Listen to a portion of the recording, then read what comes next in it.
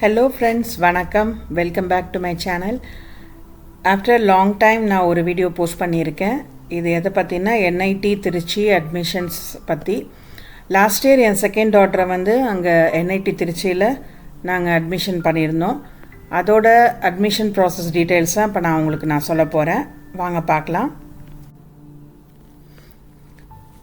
நாங்கள் யுஏயில் இருக்கிறதால நாங்கள் வந்து தாசா கோட்டாவில் நாங்கள் அப்ளை பண்ணியிருந்தோம். அதாவது தாசா அப்படின்னா direct admissions of students abroad. DASA கவுன்சிலிங்னா என்னென்னா ஒன்லி NRI ஸ்டூடெண்ட்ஸ் மட்டும் தான் இதில் பார்ட்டிசிபேட் பண்ண முடியும். அதாவது கல்ஃப் ரீஜனில் இந்தியாவை தவிர மற்ற கண்ட்ரீஸில் US, UK அண்ட் இந்த சைடு ஈஸ்டர்ன் சைடு கண்ட்ரீஸில் உள்ள யார் வேணாலும் வந்து தாசாவில் வந்து பார்ட்டிசிபேட் பண்ணலாம். பட் இந்தியன்ஸ்க்குன்னு தனி கவுன்சிலிங் இருக்குது, JoSAA counselling, joint seat allocation authority அப்படின்னு சொல்லிட்டு. அது மூலயமா அந்த கவுன்சிலிங் மூலயமா இந்தியாவில் படிக்கிற ஸ்டூடெண்ட்ஸ் வந்து பார்ட்டிசிபேட் பண்ணலாம். இப்போது நாங்கள் வந்து ரெண்டுக்குமே எலிஜிபிள் தான், DASA as well as JoSAA. But நாங்கள் தாசா வந்து எங்களுக்கு ஆடட் அட்வான்டேஜ். ஏன்னா ஜோசா கவுன்சிலிங்கில் வந்து நிறைய சர்டிஃபிகேட்ஸ் வந்து ப்ரொடியூஸ் பண்ணணும். ரெசிடென்ஸ் சர்டிஃபிகேட், நேட்டிவிட்டி சர்டிஃபிகேட் எல்லாமே இருக்குது. பட் தாசாவில் வந்து எந்த டாக்குமெண்டேஷனும் தேவையில்லை. நீங்கள் வந்து ஜஸ்ட் ஒரு NRI அப்படின்றதால உங்களுக்கு இங்கே உள்ள சேலரி சர்டிஃபிகேட் ப்ளஸ் இங்கே வந்து நேட்டிவிட்டி சர்டிஃபிகேட் மட்டும் ப்ரொடியூஸ் பண்ணால் போதும். அண்ட் இந்த தாசா அட்மிஷன் வந்து எக்ஸ்க்ளூசிவாக NRIஸ்க்குன்னு இருக்கிறதால நம்ம அதையே சூஸ் பண்ணிக்கலாம். ஜோசாவில் வந்து பார்ட்டிசிபேட் பண்ணணுன்ற அவசியம் இல்லை. டைம் வந்து வந்துடுச்சு. ஸோ அதனால் நாங்கள் எல்லோரும் இப்போ அங்கே போயிட்டுருக்கோம். ஒரு சென்ட்ரல் ஹாலில் வந்து வச்சுருந்தாங்க. நாங்கள் எல்லோரும் இப்போ அங்கே தான் போயிட்டுருக்கோம். இன்றைக்கி வந்து ஒன்லி ட்ரிபிள்இஸ் மட்டும்தான் வச்சுருந்தாங்க. ஸோ அதனால் ஒவ்வொரு நாளும் ஒவ்வொரு டிபார்ட்மெண்ட் இருக்கும். இன்றைக்கி தான் ட்ரிபிள்இயோட டேட் இன்றைக்கி தான். ஸோ அதனால் அன்றைக்கி கரெக்டாக எல்லோரும் நாங்கள் எல்லாம் எங்கள் பேரண்ட்ஸோட எல்லாருமே அங்கே போயாச்சு. இங்கே வெளியில் நல்ல ஃபுல்லாகவே வந்து ட்ரீஸாக தான் இருக்குது. NIT திருச்சி அப்படின்றது ஒரு பெரிய ஊர் மாதிரி. உள்ளர போனால் அவ்வளோ பெருசு இருந்தது.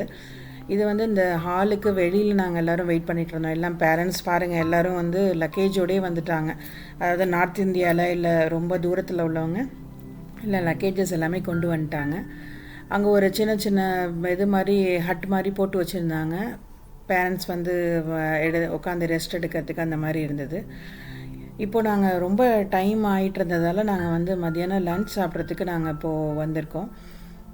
இது வந்து என்னென்னா கெஸ்ட் ஹவுஸ். இது இந்த என்ட்ரன்ஸ்லேயே இருந்தது. ஆக்சுவலி வந்து கெஸ்ட் ஹவுஸ்னால் என்னென்னா ஸ்டூடெண்ட்ஸ் வந்து அங்கே படிக்கிறாங்க இல்லையா, அவங்கள வந்து மீட் பண்ணுறதுக்காக வர பேரண்ட்ஸ்க்கு மற்ற வர கெஸ்ட்டுக்காக இந்த கெஸ்ட் ஹவுஸ் இருக்குது.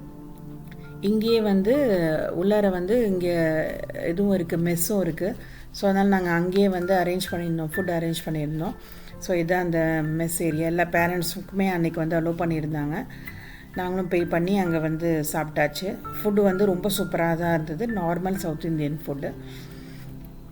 ஸோ இதுதான் அந்த கெஸ்ட் ஹவுஸ். மேலே கீழே ஃபுல்லாக ரூம்ஸ் இருக்குது, 3 ஃப்ளோர் இருக்குது, ரூம்ஸ் எல்லாம் இருக்குது. பட் நீங்கள் வந்து முன்னாடியே வந்து நீங்கள் வெப்சைட்டில் வந்து நீங்கள் அதுக்குன்னு ஒரு தனி இது இருக்குது, போர்ட்டல் இருக்குது. அதில் நீங்கள் போயிட்டு நீங்கள் எத்தனை நாள் வேணும், எப்போ வேணும், ஸ்பெசிஃபிக் டேட்ஸ் எல்லாத்தையும் நீங்கள் வந்து புக் பண்ணிட்டீங்கன்னா அந்த டேட்ஸில் நீங்கள் வந்து எடுத்துக்கலாம்.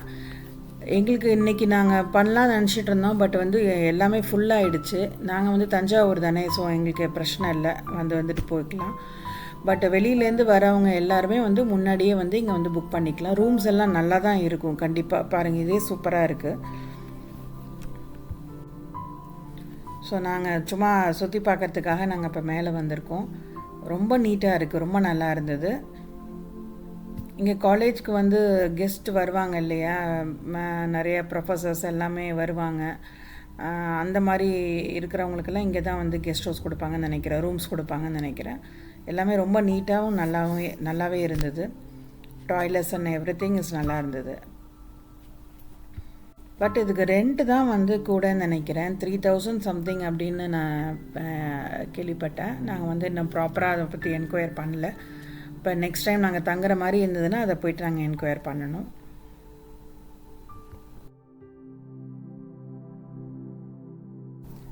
ஓகே, இப்போ இந்த தாசா கவுன்சிலிங்லேயே வந்து அதிலே வந்து இன்னொன்று ஒரு சப்டிவிஷன் இருக்குது, CIWG அப்படின்னு. Children's of Indian workers in Gulf அப்படின்னு. அது என்னென்னா இந்தியன்ஸ், அதாவது இந்தியன் ஒர்க்கர்ஸ் வந்து கல்ஃப் ரீஜனில் ஒர்க் பண்ணுறாங்க இல்லையா, அவங்களோட பசங்களுக்காக ஸ்பெசிஃபிக்காக அவங்களுக்கு மட்டுமே எக்ஸ்க்ளூசிவாக உள்ள ஒரு கோட்டா தான் அது, சிஐடபிள்யூஜி அப்படின்னு. அதில் தாசாலேயே இதில் சப்டிவிஷன் தாசாவில் வந்து 10 சீட் அப்படின்னா இதில் வந்து சிஐடபிள்யூஜிக்கு கன்ஃபார்ம்டாக அதுலேருந்து 3 or 4 சீட்ஸ் வந்து இதுக்கு ஒதுக்கிடுவாங்க. மிச்சம் உள்ளது தான் வந்து தாசாவுக்கு இருக்கும். அந்த மாதிரி இப்போ நாங்கள் வெளியில் வந்துட்டோம். இதுதான் அந்த கெஸ்ட் ஹவுஸோட என்ட்ரன்ஸு. ஃபுல்லாக க்ரீனரியாக இருந்தது, ஃபுல்லாக வந்து ட்ரீஸ் தான் பாருங்கள். இது வந்து என்ஐடி அந்த கேம்பஸ்க்கு உள்ளார வரப்போ ரைட் சைடு இருக்கும், பக்கத்துலேயே தான் இருக்கும். ஸோ கெஸ்ட், அதாவது நம்ம பேரண்ட்ஸ்லாம் வந்தாவே இங்கேயே வந்து ஸ்டே பண்ணிவிட்டு இங்கேயே வந்து மெஸ்லாம் இருக்குது, இங்கேயே நம்ம சாப்பிட்டுக்கலாம். பசங்க அங்கே இருக்கிறாங்கன்னா நம்ம அடிக்கடி நம்ம பார்த்துக்கலாம். மேக்ஸிமம் 1 வீக் வந்து கொடுப்பாங்கன்னு நினைக்கிறேன், அப்படி தான் நான் பார்த்தேன். 1 வீக் நீங்கள் அங்கே தங்கிக்கலாம். இந்த தாசா கவுன்சிலிங்கில் வந்து நாட் ஓன்லி என்ஐடிஸ், மற்ற நிறைய ப்ரைவேட் யூனிவர்சிட்டிஸும் வந்து இதில் பார்ட்டிசிபேட் பண்ணுது. Like Jadavpur university, Manipal university and நிறைய இருக்குது. நான் இப்போது மறந்துடுச்சு, லாஸ்ட் இயர் பண்ணதால் எனக்கு ஞாபகம் இல்லை. பட் நிறைய லிஸ்ட் ஆஃப் யூனிவர்சிட்டிஸ் இருக்கும். நீங்கள் ஜஸ்ட் தாசாவில் போய் பார்த்தாவே என்னென்ன யூனிவர்சிட்டிஸ் வந்து பார்ட்டிசிபேட் பண்ணுது அப்படின்னு சொல்லிட்டு நீங்கள் பார்த்துக்கலாம். அதில் எல்லாமே கூட எல்லாம் இந்த ஜேஇ மெயின்ஸ் இதோட ஸ்கோர் வச்சு தான் வந்து அட்மிஷன்ஸ் இருக்குது.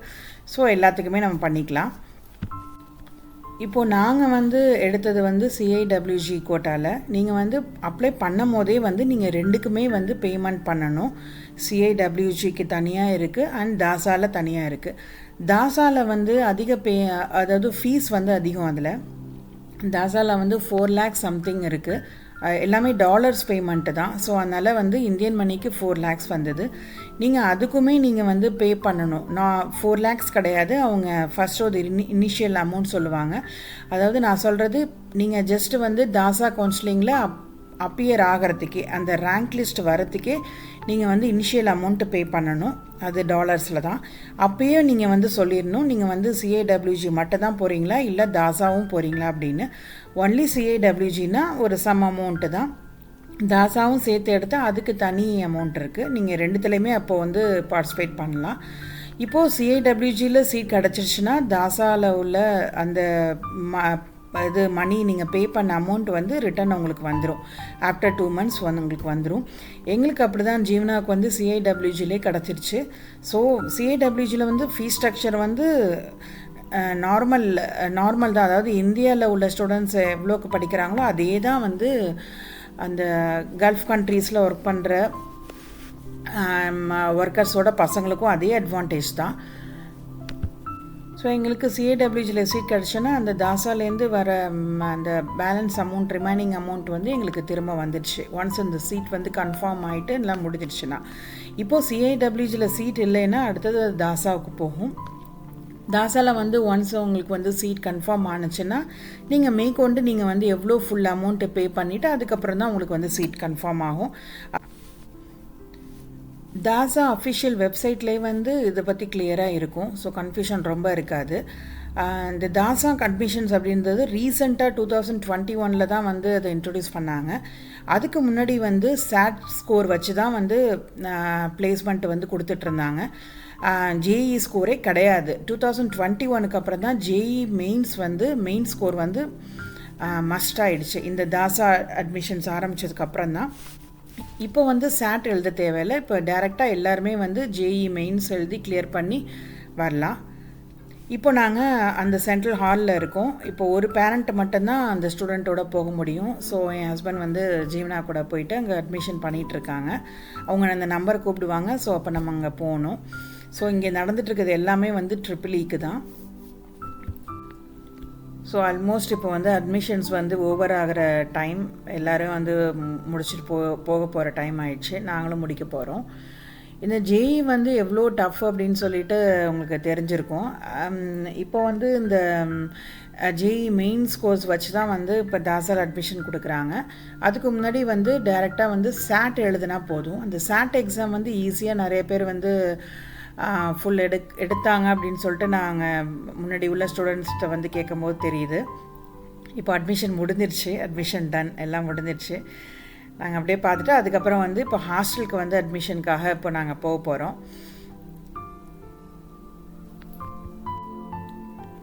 இதெல்லாம் முடியவே வந்து ஈவினிங் ஆயிடுச்சு.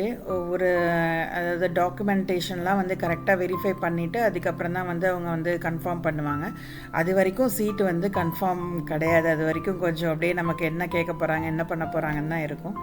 ஸோ எல்லாம் ஒன்ஸ் எல்லாமே டன் முடிஞ்சிடுச்சு, சீட் கன்ஃபார்ம்டு அப்படின்னா அதுக்கப்புறம் நம்ம வந்து ஹாஸ்டல் அட்மிஷனுக்கு போகணும். இப்போ ஆல்ரெடி ஈவினிங் ஆயிடுச்சு. இன்றைக்கே வந்து ஹாஸ்டலுக்கும் வந்து அட்மிஷன் பண்ணிடலாம். ஃபஸ்ட்டு கம் ஃபஸ்ட் சர்வ் தான். ஸோ அதனால் நீங்கள் ஃபஸ்ட்டு போயிட்டிங்கன்னா உங்களுக்கு வந்து சீக்கிரமே உங்களுக்கு வந்து ரூம் அலாட் ஆகிடும்.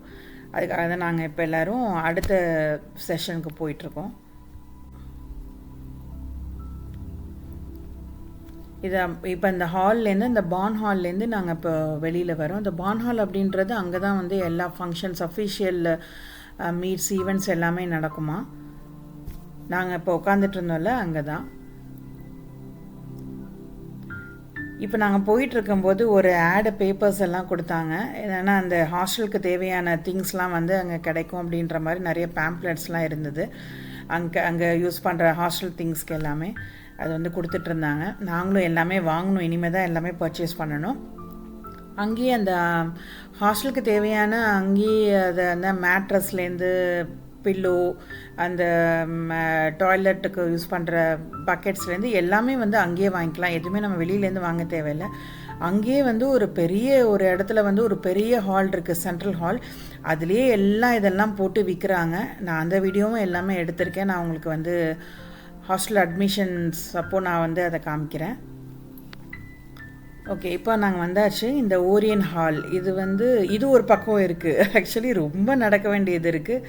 எல்லாம் பயங்கர டிஸ்டன்ஸில் இருக்குது. இங்கே வந்து எல்லாருமே சைக்கிள் தான் யூஸ் பண்ணி ஆகணும், ஸ்டூடெண்ட்ஸ் எல்லாருமே. மற்றவங்க பேரண்ட்ஸ் அப்பப்போ வந்துட்டு போனால் அவங்களுக்கு வந்து ஆட்டோ ஃபெசிலிட்டிஸ் இருக்குது.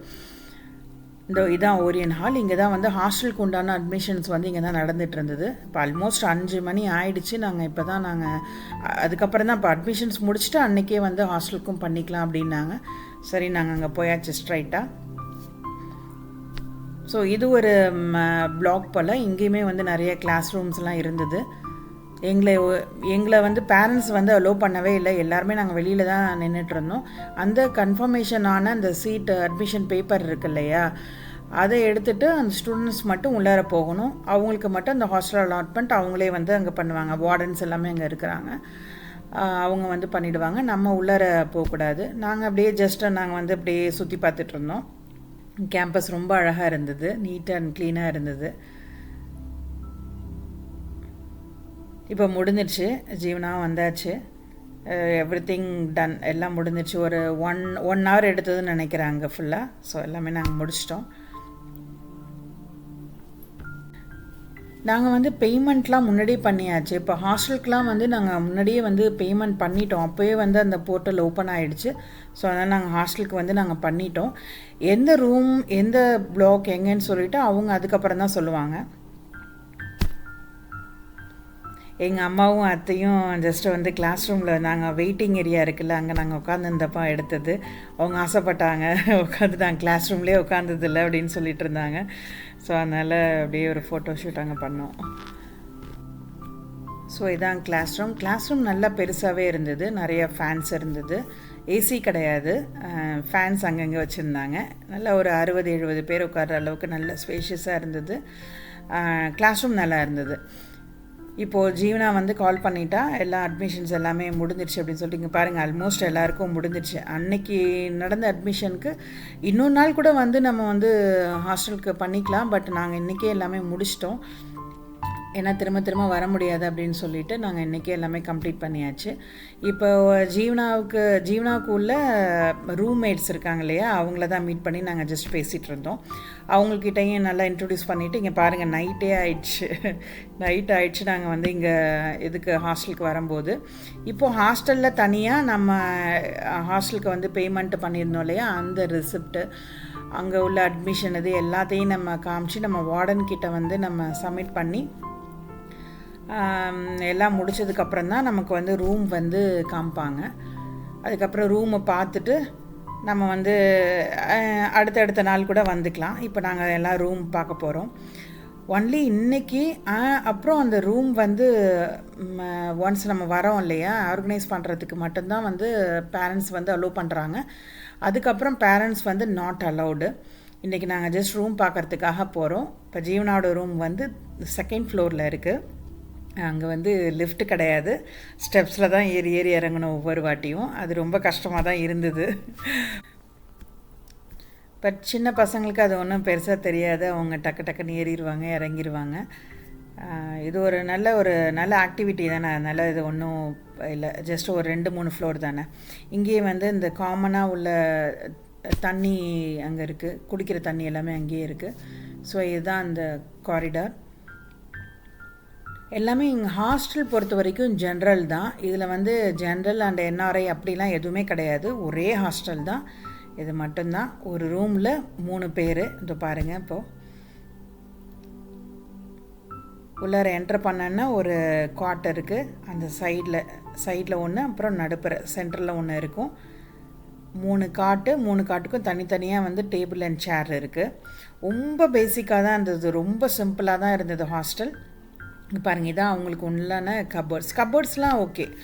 எல்லா ஹாஸ்டல்லையுமே இப்படி தான் இருக்கும், கபோர்ட்ஸ் இப்படி தான் இருக்கும். கபோர்ட்ஸ் ஓகே, பட் வந்து அந்த சிங்கிள் காட் அண்டு ஒரே ஒரு டேபிள் சேர் அவ்வளோதான் இருந்தது. 3 பேருக்கும் தனித்தனியாக ஃபேன் இருக்குது. அகெயின் ஹாஸ்டல்லையும் ஏசி கிடையாது, ஏசி எங்கேயுமே கிடையாது. ஃபேன்ஸ் மட்டும் தனித்தனியாக ஒவ்வொரு காட்டுக்கும் மேலேயும் ஃபேன் இருக்குது.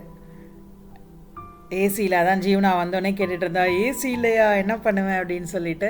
பட் வேறு வழி இல்லை. அங்கே உள்ள எல்லா பசங்களுக்குமே டாப் மார்க்ஸ் எடுத்தவங்களுக்கும் லோயஸ்ட் மார்க்ஸ் அங்கே எடுத்து படிக்கிறவங்களுக்கும் ஒரே ஹாஸ்டல் தான்.